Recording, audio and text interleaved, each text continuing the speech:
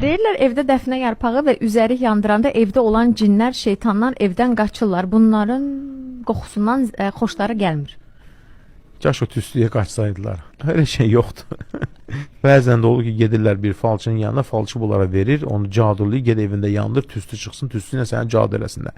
Yəni belə bir şey yox dilim. Mən internetə girib baxdım ki, bu nədir deyə, üzəri otu. Və sonra da dedim ki, mənə bir gətirib baxım. Mən çox güldüm. Nəyə görə güldüm? Çünki mən özüm kənd uşağıyam, kənddə böyümüşəm. Uşaq vaxtı yadıma gəlir, atamla bərabər gələrdi, ot çalmaq deyirlər bizə. Atam onu çalardı, biz onu daşıyardıq meşoğla.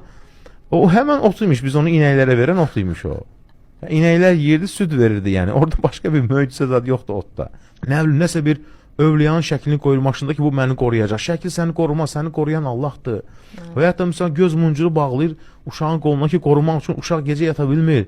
Bu göz muncuqdur, bu daşdır, bu daş